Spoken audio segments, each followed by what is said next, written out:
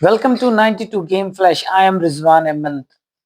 आज बात करेंगे Pakistan versus Australia first T20 जो कि कल खेला जाएगा, और इस हवाले से सलमान अली आगा की प्रेस कॉन्फ्रेंस। साथ ही बात करेंगे कि पाकिस्तान अंडर 19 ने जो है वो शिकस्त दे दी है न्यूजीलैंड को वर्ल्ड कप के मैच में, और इस्लामाबाद यूनाइटेड से माइकल हैसन की हो गई है छुट्टी। इस सब पे बात करेंगे।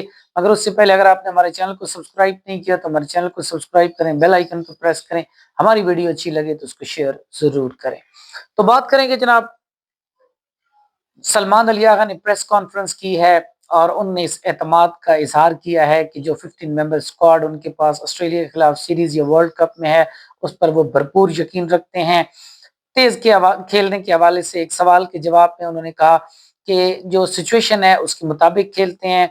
अगर 6 रन पर ओवर चाहिए हो तो फिर भी खेलते हैं, और अगर 10 रन की रिक्वायरमेंट हो तो फिर उस हिसाब से खेलते हैं।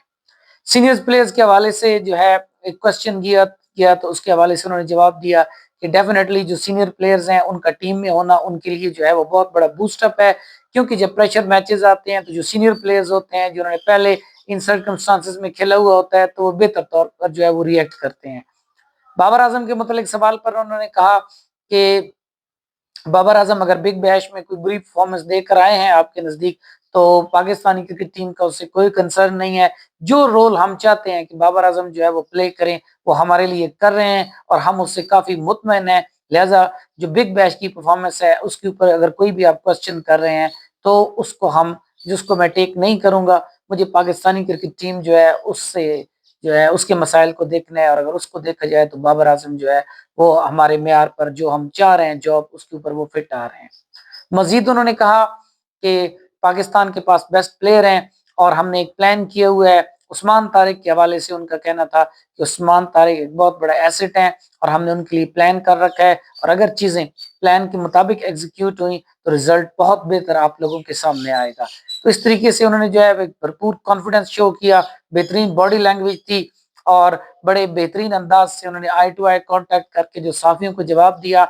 तो एक जो बॉडी लैंग्वेज होनी चाहिए, जो कॉन्फिडेंस होना चाहिए वो उनमें था। एक और क्वेश्चन उन पर किया गया कि पाकिस्तान ने अच्छे मैचेस जीते हैं 2025 में, लेकिन किसी बड़ी टीम के खिलाफ जो है उनकी बेहतर परफॉर्मेंस नहीं आई।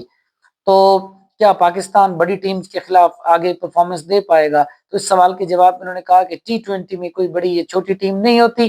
डेफिनेटली हमने स्ट्रगल किया है कुछ टीमों के खिलाफ, मगर अब चूंकि वर्ल्ड कप है और वहां पर 2 ओवर जो है वो मैच का सिनेरियो चेंज कर देते हैं, लिहाजा कोई बड़ी और छोटी टीम नहीं हो सकती। हम हर टीम के खिलाफ जब खेलते हैं तो यही सोच कर खेलते हैं कि हम एक बड़ी टीम के खिलाफ खेल रहे हैं और जिस तरह की परफॉर्मेंस हमने दी है हम उनसे बेहतर परफॉर्मेंस देने की कोशिश करेंगे। उसके अलावा जनाब पाकिस्तान अंडर 19 ने वर्ल्ड कप के अंदर न्यूजीलैंड को हरा दिया है।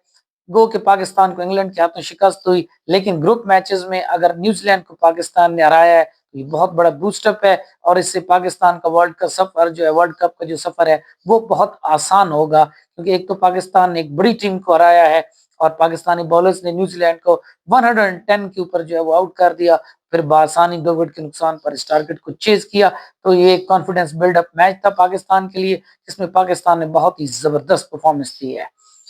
उसके बाद जनाब अगर PSL की बात करें तो उसमें इस्लामाबाद यूनाइटेड जिसके कोच माइकल हैसन थे उनको इन जिम्मेदारियों से हटा दिया गया है। उसकी वजह ये बताई जा रही है कि माइकल हैसन इतने ज्यादा पाकिस्तानी क्रिकेट टीम के साथ मसरूफ हैं कि वो इस्लामाबाद यूनाइटेड को टाइम नहीं दे रहे हैं, जिसकी बुनियाद पर उनको इस्लामाबाद यूनाइटेड के हेड कोच के दर्जे से जो है वो हटा दिया गया है।